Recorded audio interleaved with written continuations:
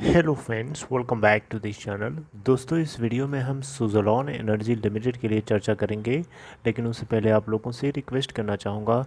पहले रिक्वेस्ट कि अगर आप चैनल को फर्स्ट टाइम देख रहे हैं, सब्सक्राइब कर लीजिए और बेल आइकन को ज़रूर सेट करिएगा।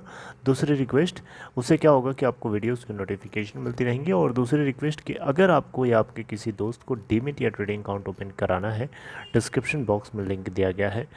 दोस्तों, सुज़लोन एनर्जी लिमिटेड को क्या अडानी ग्रुप वाकई में ख़रीदने वाला है? इसी के ऊपर हम अपनी बातचीत करेंगे। लेकिन उससे पहले सुज़लोन एनर्जी लिमिटेड के स्टॉक प्राइस की क्या सिचुएशन रही फ्राइडे के ट्रेडिंग सेशन में। 12.30 पे ओपन हुआ, 11.75 का लो बनाया और 12.35 का हाई। 11.75 का इसके पहले वाले दिन का क्लोजिंग प्राइस था। आप देख सकते हैं काफ़ी बढ़िया शानदार गैप अप ओपनिंग हुई, लेकिन ओपनिंग के बावजूद भी, गैप अप ओपनिंग के बावजूद ये ऊपर नहीं गया। खैर, 8,28,71,097 टोटल एनएससी के प्लेटफॉर्म पे वॉल्यूम ट्रेड किया गया, जहां पे 11.95 के ऊपर बंद हुआ। करस्पॉन्डिंग मार्केट कैप 11,014 करोड़ रुपए है। सुज़लोन एनर्जी लिमिटेड का 52 वीक लो 4.40 का और हाई है 13.10 का।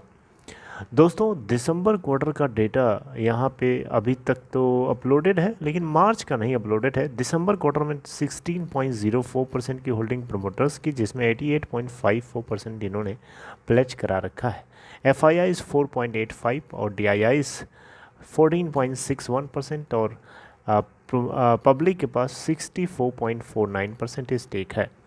प्रीवियस ट्रेडिंग सेशन 8 अप्रैल 2022 को टोटल 10,93,58,910 क्वांटिटीज़ की ट्रेडिंग करी गई, जिसमें से 5,65,59,560 क्वांटिटीज़ की डिलीवरी उठाई गई, यानी परसेंटेज ऑफ डिलीवरी है 51.7%, लगभग 52%। काफ़ी शानदार डिलीवरी है।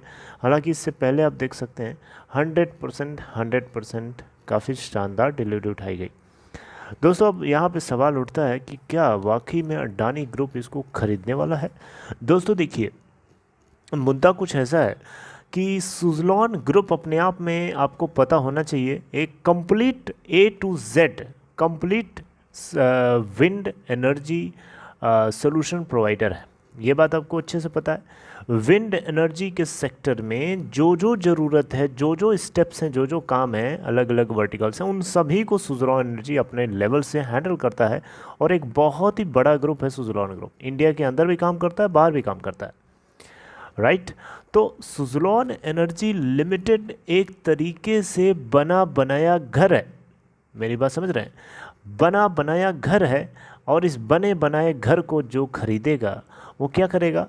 अपने ड्रीम को, अपने ड्रीम होम को पूरा करने के लिए इस बने बनाए घर के का इस्तेमाल कर सकता है। मेरा मानना है कि अडानी ग्रुप अपने आप में बहुत ही बड़ा कॉन्ग्लोमेरेट है। अब सुज़लोन ग्रुप से तो बड़ा ही है, ये बात तो आपको मानना ही पड़ेगा, क्योंकि अडानी ग्रुप सिर्फ विंड के लिए काम नहीं करता है। उसके बहुत ही ज़्यादा वर्टिकल्स, बहुत सारे बिजनेसेस हैं। तो उसमें से ये एक बिजनेस के थ्रू विंड टरबाइन सेक्टर में कूदने की कोशिश कर रहे हैं। अडानी ग्रुप कूदना चाहता है विंड सेक्टर में।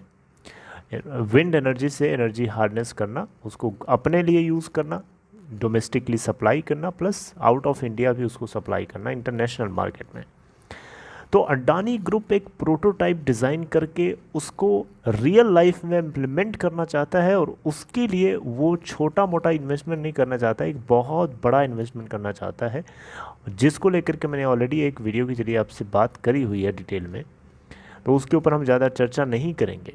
लेकिन एक बहुत ही बड़ा गोल लेकर के अडानी ग्रुप अगर घुस रहा है विंड एनर्जी सेक्टर में, तो ऑब्वियसली यहाँ पे दो ऑप्शन है इसके पास। या तो सुज़लोन एनर्जी लिमिटेड के बिज़नेस को एक्वायर करके अपने बिज़नेस को और बड़ा वो कर सके, जैसा कि वो प्लान कर रहा है, या फिर सुज़लोन एनर्जी जैसे चल रहा है वैसे चलने दें, अपना अपने ही दम पे करे। तो उस केस में सुज़लोन एनर्जी के लिए थोड़ा सा मुश्किल होगा, क्योंकि ये एक बुरी खबर हो सकती है।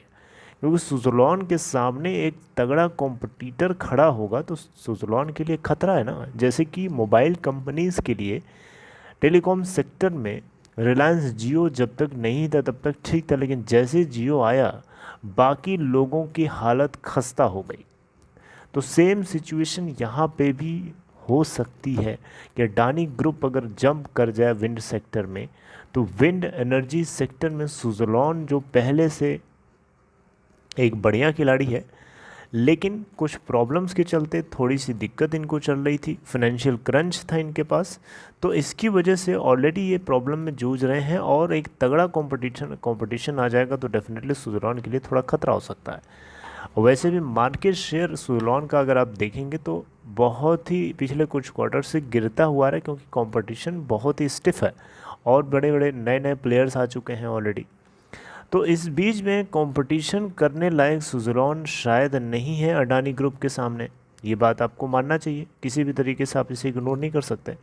हाँ, अगर ऐसा हो जाए सुज़लोन एनर्जी लिमिटेड को अडानी ग्रुप एक्वायर कर ले, उस केस में अडानी के लिए बहुत ही बढ़िया खबर रहेगी, क्योंकि एक बना बनाया घर मिल जाएगा और एक बने बनाए घर को डेकोरेट करके अपने ड्रीम होम को बनाना उनके लिए आसान रहेगा। मेरा मतलब है उनका जो विंड टरबाइन जनरेटर सेटअप करने का जो मकसद है, जो गोल है, उसको सुज़लोन एनर्जी लिमिटेड एक्वायर करके अचीव करके एम्पलीफाई किया जा सकता है। ये एक ऑप्शन है, ये कंफर्मेशन नहीं है, this is an option, may be और मे नॉट बी ट्रू। आपका क्या ख्याल है? आप चाहें तो शेयर कर सकते हैं कमेंट बॉक्स में। दोस्तों, यहाँ पे आपको बताना चाहूँगा, विंड एनर्जी सेक्टर में दो तरीके से एनर्जी हार्नेस करी जाती है, ऑन शोर एंड ऑफ शोर।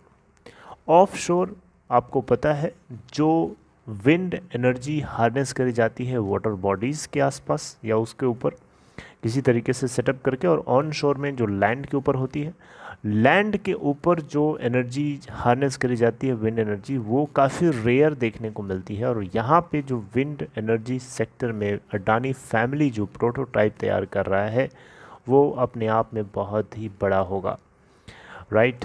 So this is very big goal for Adani group, and अगर ऐसा होता है कि ये मटेरियलाइज, ऑब्वियसली इन्होंने प्रोटोटाइप बनाने में काम कर रहे हैं, अगर वो इम्प्लीमेंट हो जाता है तो डेफिनेटली उसको स्केल अप करेंगे धीरे धीरे, राइट। खुद के उनकी जो ज़रूरतें हैं इलेक्ट्रिसिटी की उसको पूरा करने के लिए, प्लस डोमेस्टिकली उसको सप्लाई करेंगे और उसको इंटरनेशनल लेवल पे भी सप्लाई करना चाहेंगे।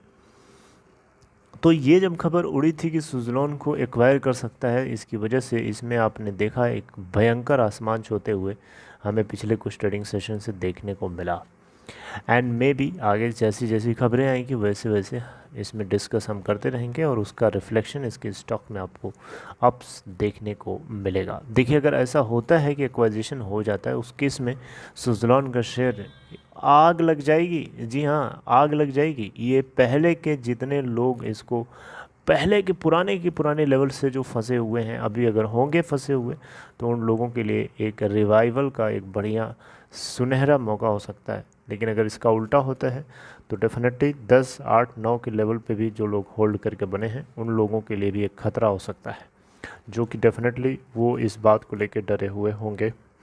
एंड लेट्स सी क्या होता है। अभी जो कुछ उसके ऊपर टिप्पणी करना, कमेंट्री करना वो स्पेकुलेटिव होगा, क्योंकि दोस्तों अभी तो आपको पता होना चाहिए कि सुज़लोन एनर्जी लिमिटेड अपने एग्जिस्टिंग डेट को रिफाइनेंस करने के लिए एग्जिस्टिंग लेंडर्स जो हैं, जो ओल्ड लेंडर्स हैं बेसिकली, उनको एग्जिस्टिंग लेंडर से रिप्लेस कर दिया है। और एग्जिस्टिंग लेंडर्स जो हैं वो विंड एनर्जी सेक्टर्स के अप्स एंड डाउन्स को झेलना जानते हैं, उनको पता होता है, इसीलिए वो फ्लेक्सिबल हैं।